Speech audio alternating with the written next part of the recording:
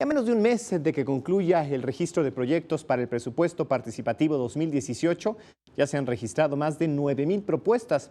En su mayoría son proyectos de mujeres. Al respecto, el consejero Pablo Lezama llamó a los capitalinos a participar. ¿Qué le parece si no se lo contamos, sino lo escucha usted de manera directa?